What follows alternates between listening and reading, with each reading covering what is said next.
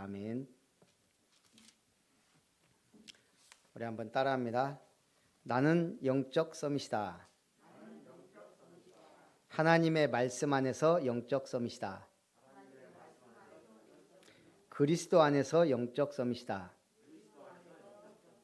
성령의 능력 안에서 영적 서밋이다. 여러분을 영적 서밋으로 부르신 줄 믿습니다. 오직 영적 서밋의 힘을 가지라 말씀을 가지고 오늘 다니엘서를 통해 은혜를 나누기를 원합니다. 다니엘 1장에 보면 3절부터 5절에 이스라엘 자손 중 왕족과 귀족 몇 사람 중 흠이 없고 용모가 아름다우며 모든 지혜를 통찰하며 지식에 통달하여 학문에 익숙하여 왕궁에 설만한 소년을 바벨론 왕궁에 데려다가 갈대아 사람의 학문과 언어를 가르치게 하였고 또 왕이 지정하여 그들에게 왕의 음식과 그가 마시는 포도를 주어 3년을 기른 후에 왕 앞에 서게 하였다 그랬습니다. 바벨론 정책은 바벨론에 순응하는 이 정복한 나라들의 귀족과 왕족 중에 선발한 인물들을 데려다가 바벨론 왕궁에 바벨론의 학문과 언어를 익히게 해서 한마디로 말하면 바벨론의 추종자로 만드는 거예요. 그렇게 해서 나라를 다스리는 그런 전략을 썼습니다. 그 중에 다니엘과 세 친구가 선발되어 잡혀가게 된 겁니다. 자, 우리는 다니엘 시대와 지금 너무 유사한 시대를 살고 있습니다. 뭐예요? 코로나 시대. 어느 순간 아수르가 북이스라엘을 멸망시키더니 바벨론이 강성해집니다. 그러더니 남유다를 계속 침공하려고 시시탐탐 노립니다. 이때 거짓 선지자들이 많이 일어나서 걱정할 필요 없다라고 자꾸 얘기합니다. 그러더니 결국 이스라엘은 바벨론에 의해 멸망하며 성전이 불타고 예루살렘이 회파되며 포로로 잡혀가게 됩니다. 어느 한순간 나라라는 테두리가 사라지고 가족들이 일부는 포로로 일부는 노예로 팔려갑니다. 뿔뿔이 흩어집니다. 성전은 이미 불타버렸습니다. 유대교의 종교 행사는 금지되고 하나님께 드리는 제사도 드릴 수가 없게 되고 일상적인 모임과 행사는 사라졌습니다. 대한민국은 북한이 그랬습니다. 어느 순간 제2의 예루살렘이라던 평양이 공산주의가 들어서면서 김일성 체제 하에서 교회와 예배가 없어져 버렸습니다. 일제 36년 대한민국 전역이 그랬습니다. 지금 코로나19로 인해 21년 현재 진행형인 코로나 바이러스의 확산으로 기독교의 근간인 예배가 뒤흔들리고 상당 기간 지속될 것으로 보입니다. 이번 주에 나주 한빛교회에서 노회를 했는데 그 목사님이 그래요. 우리 교회는 한 주도 빼놓지 않고 공무원이 왔다는 거예요. 뭐 하려고? 예배 드리려고? 감시하려고. 한 주도 빼놓지 않고. 우리 교회는 그 반대로 하나님의 은혜로. 어찌 됐든 지금 마음껏 예배 드릴 수 없는 시대입니다. 다니엘 시대하고 똑같아요. 그럴지라도 하나님은 하고자 하는 자에게 하시게 합니다. 자, 다니엘은 뜻을 정하여 왕의 음식과 포도주로 자기를 더럽히지 아니하리라 결심합니다. 바벨론의 신에게 드린 제사 음식과 그 술을 왕이 하사했더라도 나는 먹지 않겠다고 결심합니다. 그 순간 하나님이 황관장에게 은혜를 주셨습니다. 황관장에게 저는 왕이 주는 이 음식과 포도주를 먹지 않고 하나님께 내 몸을 더럽히지 않겠습니다. 그랬더니 하나님이 황관장에게 은혜와 긍휼을 얻게 하셨습니다. 중요한 게 뭐예요? 하나님의 뜻을 붙잡고 결단한 거예요. 어린 소년 다니엘이 처음부터 신앙의 거장이 된 게 아닙니다. 포로로 끌려온 연약한 소년입니다. 다니엘이 포기할 수 없는 신앙의 마지노선을 지키기 위해 뜻을 정해 결단했을 때 기적이 시작된 겁니다. 환관장의 호위가 시작되고 열흘간의 훈련을 극복하고 마침내 3년 후에는 다른 바벨론의 어떠한 엘리트보다 10배, 100배 뛰어난 하나님의 사람으로 세워지는 겁니다. 거기에 꿈과 환상을 깨달을 수 있는 능력과 하나님 주시는 지혜는 덤으로 얻게 됩니다. 다니엘이 포로로서 내려야 했던 첫 번째 결단은 추종자가 되느냐 변화자가 되느냐입니다. 갈대아 사람들은 그를 바벨론으로 데려와 벨드사살이란 새로운 이름도 주고 새로운 학문과 지식을 배우게 했습니다. 거기다가 바벨론의 신을 섬기게 하고 신에게 제사드린 음식을 먹게 합니다. 그들의 목적은 뭐예요?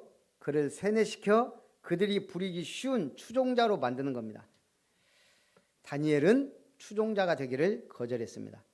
오히려 거기에 종속되지 않고 하나님 이름을 부르며 예루살렘을 향하여 3번씩 기도하면서 변화자가 되기를 결단한 겁니다.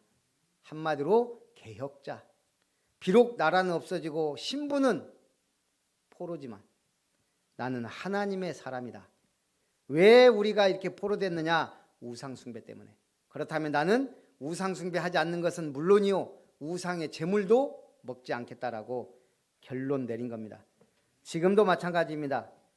사단은 끊임없이 우리가 세상의 추종자가 되기 원하고 세상 문화에 순응하고 이 타락문화, 흑암문화, 저주의 문화에 섞여서 그저 그렇게 순응하며 살기를 원합니다. 예배도 드리지 말고 전도도 하지 말고 하나님의 말씀과 상관없이 그저 살기를 원합니다. 우리는 여기서 결단 내려야 됩니다. 뭘로요? 나는 추종자가 되기를 거부하고 하나님의 변화자가 되기를 결단해야 됩니다. 첫 번째, 그러면 어떻게 해야 됩니까? 하루 3번씩 하나님께 기도하며 감사했다. 다니엘서 6장에 보니까요. 여러 가지 일과 사건이 있었지만 이제 다리오가 왕이 되어 총리를 3명을 두었습니다. 나라가 얼마나 큰지 총리 3명. 다니엘이 그중 한 명이며 총리들과 고관들 위에 뛰어났다 그랬습니다. 사무엘이 하나님의 명령대로 이새의 집으로 갔을 때 다윗은 뭐하고 있었죠? 양떼들과 함께 들에 있었습니다. 하나님이 엘리야에게 엘리사를 선지자로 세우라고 하셨을 때 엘리야가 엘리사 찾아갔을 때 엘리사는 뭐라고 있었죠? 12개월이 서로 밭을 갈고 있었습니다. 주님이 베드로를 찾아왔을 때 베드로는 뭐하고 있었죠? 낮잠 자고 있었나요? 고기를 잡고 있었습니다. 공통점이 뭐죠? 하나님이 부르실 때 자기의 현장에서 일하고 있었다는 거예요. 주님이 재림주로 오실 때 우리는 또 우리가 죽어 하나님 나라 갈 때 내가 뭐 하다가 가느냐, 내가 뭐 하고 있을 때 주님이 오시느냐가 중요해요. 대부분은 자기 맡은 일에 직업에 충성할 때 하나님은 큰 일을 맡기신 겁니다. 지금 대한민국은 전 세계에서 가장 핫한 나라가 됐습니다. 특히 코로나 때문에 더. 코리아라는 브랜드는 이제 세계에서 가장 중요한 브랜드가 됐고요. 한글을 배우기 위해서 미국은 지금 한글 교사가 막 필요할 만큼 전 세계가 지금 한국어만 유일하게 계속 확산되고 있어요. 배우겠다는 학교와 지자체들이 많아지고 있다 이 말이에요. 자, 바벨론에서는 최고의 브랜드가 뭐죠? 바벨론 최고의 브랜드 다니엘이에요. 문제 터졌다. 누구를 불러요? 누군가 얘기하는 거예요. 왕한테. 다니엘이 해결할 수 있습니다. 다니엘이 그 꿈을 해석할 수 있습니다. 다니엘을 부르십시오. 왕은 바뀌는데 다니엘은 안 바뀌어요. 그렇듯이 복음, 전도, 선교해야 될 한국을 하나님이 축복하는 거예요. 그래서 지금 한국을 위한 특별 에디션을 출시하는 기업들이 있습니다. 서울 에디션 출시한 아디다스, 제품에 대한민국이란 글자를 새긴 펩시, 거기다가 독일의 스포츠용품 브랜드 퓨마, 나이키와 아디다스의 아성을 넘지 못하고 항상 3위권에 머물고 있는 퓨마가 꾸준히 자사 제품을 이용해준 한국인들에게 감사의 표시로 한국을 위한 스페셜 에디션 제품을 선보였습니다. 왜 한국이에요? 일단 아시아 진출의 교두보가 한국이에요. 전 세계에서 지금 한국에서 성공하면 세계에서 통한다라는 그런 개념들이 바뀌었어요. 왜? 한국 소비자들이 깐깐해요. 한국에서 먹히면 세계에서 먹힌다고 해서 아시아나 어디 지금 올 때 한국을 일단 먼저 제품 출시하는 나라와 기업들이 많다는 얘기예요. 그런 중에 지금 퓨마가 방탄소년단을 전속 모델로 발탁해 제품명에 BTS라는 약어를 새겨넣기도 하고요. 한국을 담은 마케팅을 통해 브랜드 이미지를 제고하고자 2019년 대한민국 에디션에는 3.1운동 100주년 기념 제품 3.1절 의미하는 1919와 0302를 새겼습니다. 티셔츠와 슈즈에는 태극마크를 새겨 넣었습니다. 그것도 퓨마 로고가 들어갈 자리에 태극마크를, 티셔츠와 슈즈에도 정중앙에 태극마크를 딱 넣은 거예요. 이 소식이 알려주자 제일 배 아파하고 비난하고 열폭한 나라가 있어요. 어떻게 알았어요? 일본이에요. 일본 쟤들은 참 신기해요. 이 퓨마가요, 아프리카 국가들에게 꾸준히 축구화와 축구용품 등을 지원하는 올바른 기업이라는 이미지가 전 세계에 지금 확산되고 있어요. 그런 퓨마가 대한민국만을 위한 특별 에디션을 출시하니까 일본 사람들, 우리는 무시하냐, 하필이면 3.1운동을 기념하냐, 이런 식으로. 대개 기업이라면 뭐예요? 중립을 지키는 걸 원칙으로 해요. 왜? 기업의 목적은 이윤을 창출하는 거예요. 한마디로 말하면 일본이 저렇게 나올 걸 기업하는 사람들이 몰랐겠어요? 한마디로 말하면 그냥 일본을 버리더라도 한국 시장을 버릴 수 없다라는 마케팅 전략이에요. 그만큼 한국이 중요한 뭐가 됐어요? 시장이 된 거예요.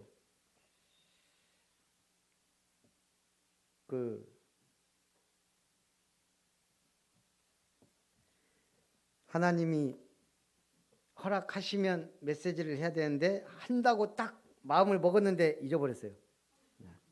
그 예화는 하지 말란가 봐요.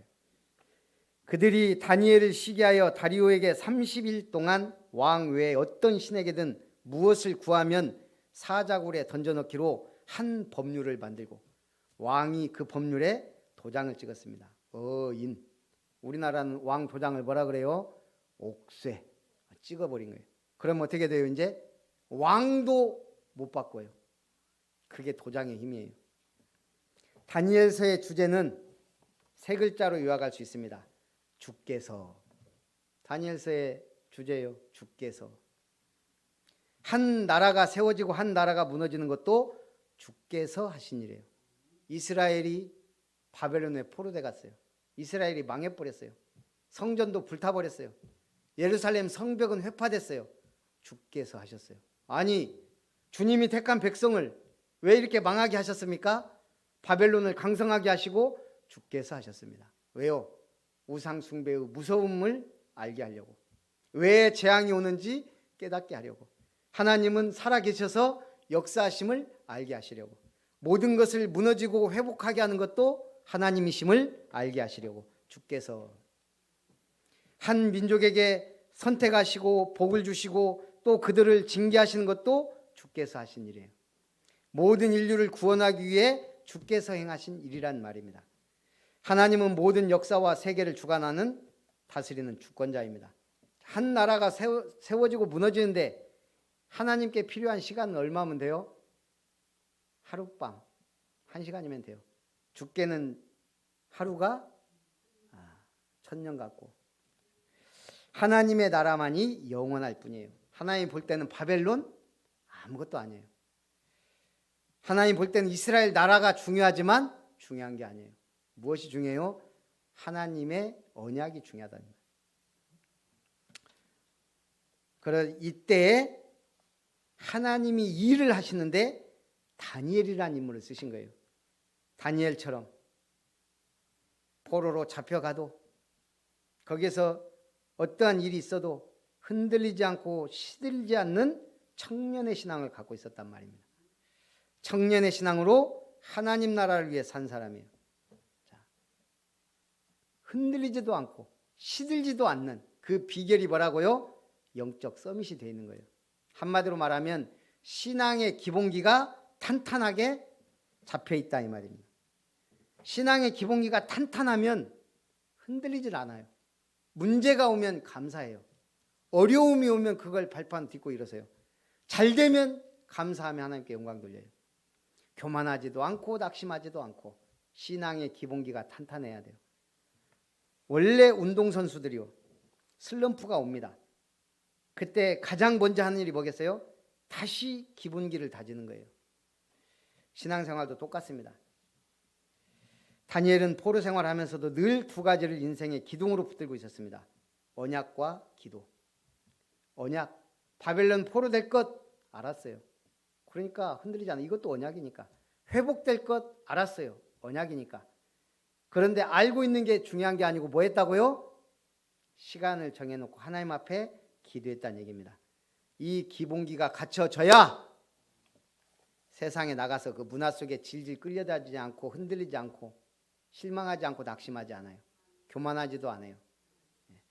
우리 렘넌트들이 그 기본기를 가지시기 바랍니다.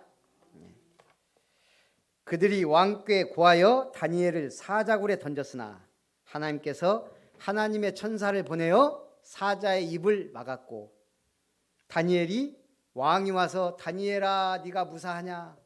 너를 섬기는 하나님이 너를 구원하셨느냐? 그때 사자와 함께 놀고 있던 다니엘이 뭐라 그래요? 왕이여 만수무강하옵소서. 하나님의 사자가 어젯밤에 사자의 입을 막았으므로 내가 왕에게나 나라에나 잘못한 게 없고 하나님이 나를 보호하셨습니다. 그때 왕이 이야 충신 다니엘 역시 하나님의 사람은 다르구나. 어서 올려라. 그래놓고 어떻게 해요? 저들을 참수하는 자들을 당장 끌어와라. 우리가 원래 반역하면 3족을 멸한다 그랬어요. 옛날에. 중국 같은 데는 9족을 멸했어요. 아예 씨를 말려버리는. 근데 오늘 다니엘을 참수했던 이 사람들을 불러다가 누구까지? 참수하던 자들과 그 가족들 전부 다 사자굴에 던졌다 그랬어요. 이 사자가 배불러 있던 게 아니에요. 얼마나 배가 고팠던지 땅에 발이 닿기도 전에 뼈를 부서뜨려 먹었더라. 대충 그렇게 기록이 되어 있습니다. 성경은 무슨 책이다? 언약의 책이며 기적의 책이에요. 언약이 성취되는 곳에 언약을 막히면 기적이 일어났어요. 언약 붙잡고 기도하는 자에게 기적이 일어났어요. 모세는 홍해 바다를 갈랐다니까요. 바다를. 여호수아는 그냥 돌기만 했는데 여리고를 무너뜨렸어요.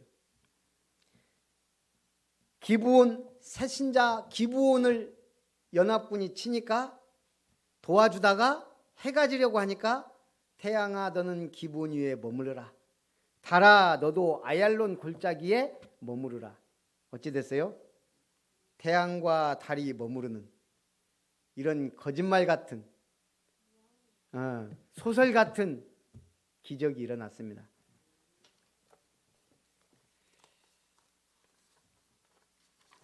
두 번째, 하나님 앞에 결심하던 첫날부터 누구를 보내셨어요? 그것도 누구 보냈다고요? 그 이름까지 써놨어요. 누구? 예, 천사장 미가엘을 보냈어요. 바사왕 고레스 제3년에 다니엘이 히데겔 강가에서 환상을 보았는데 큰 전쟁에 관한 것이었다. 한 사람이 세마포 옷을 입었고 허리에는 우바스 순금띠를 띠었고 제사장의 복장에 얼굴은 번갯빛 같고 그의 눈은 횃불 같고 왕 같은 모습이에요. 하나님 나라의 왕. 그의 말소리는 무리의 소리와 같았다. 참 선지자의 소리. 천사가 다니엘에게 이르되 네가 깨달으려 하여 내 하나님 앞에 스스로 겸비하게 하기로 결심하던 언제부터? 이튿날? 3일째? 일주일 뒤에? 1년 뒤에? 첫날부터 내 말이 응답받았으므로 내가 네 말로 말미암아 왔다고 하였습니다. 우리 교회 이전하는데 돈 없지. 돈 많은 사람 안 보이지. 오직 하나 이전해야 되는구나. 그런데 똑같이 1,000만 원짜리 전셋집으로 가기에는 믿음도 자존심도 허락을 안 해요. 분명히 하나님은 우리 교회가 이번에 응답받기를 원하신다는 확신이 왔어요. 그런데 보니까 불신앙하는 뭔가의 흐름이 항상 있단 말이에요. 그래서 일천번제를 결심한 거예요. 성전 이전을 위해. 또 이룸 사회적 협동조합이 그때 막 우리가 서류 준비하고 막 해야 되니까 그런 것들 위해서 제가 3가지 기도 제목을 놓고 일천번제를 6월 1일 날 시작을 했습니다. 작년 6월 1일이니까요.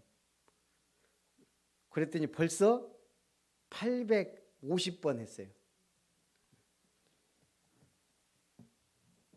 성전 이전은 이미 됐고 근데 아직 0.5% 남았어요. 0.5%. 야외 화장실까지 다. 일천번제를 끝날 때까지 하나님이 완벽하게 하실란지 그게 또 기대가 돼요. 기도가 안 되면요. 몸으로 때우면 되고 몸으로 때우기도 힘들면 돈으로 때우면 돼요. 하나님은 뭔가를 하기를 원하세요. 그냥 가만히 입 벌리고 있는 건 하나님이 원하는 게 아니에요. 또 이제 기대가 돼요. 아, 이번에 이제 성전 이전했으니까 이제 뭘 놓고 일천번제를 드릴까? 이거 이제 시작했으니까 죽을 때까지 해야 될 것 같은데. 결론. 세 번째. 그런데 바사왕국의 군주가 며칠 동안? 21일. 왜 21일일까? 3주. 바울이 캠프할 때 3주를 좋아했어요.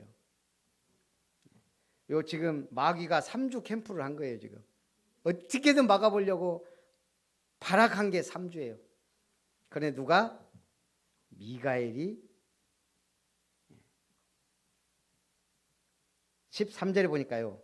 가장 높은 군주 중 하나인 미가엘이 와서 나를 도와주므로. 하나님이 누구를 보냈냐? 가장 높은 군주 미가엘을 보냈다 그랬습니다.